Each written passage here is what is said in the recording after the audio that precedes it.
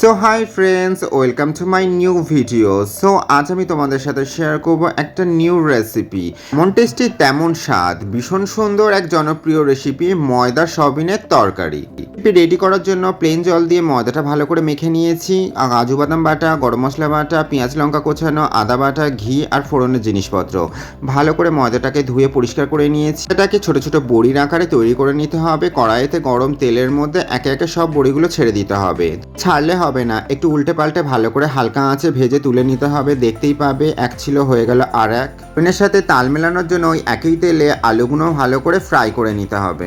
Soybean আমার fry করা complete হয়ে গেছে। চলুন কড়াইয়ের মধ্যে একটু তেল দিয়ে গোটা গরম মশলা, রাঁধুনির ফোড়ন দিয়ে পেঁয়াজ লঙ্কা আদা বাটা, সামান্য সস আর প্রয়োজন মতো হলুদ দিয়ে মশলাটাকে কষিয়ে দিয়ে দিতে হবে আলু সয়াবিন। ভালো করে কষিয়ে উষ্ণ গরম জল দিয়ে ভালো করে ফুটিয়ে নিতে হবে। স্বাদ মতো চিনি, তার সাথে একটু ঘি আর একটু গরম মশলা ছড়িয়ে নামিয়ে নিতে হবে। সয়াবিনের তরকারি যেমন টেস্টি তেমন স্বাদ, মাংসকেও হার মানায় এরকম একটা সুন্দর রেসিপি। চি বা রুটি যার সাথেই খাও না কেন লাগবে তোমার ভালো, ভুলে যাবে মাংসের কথা।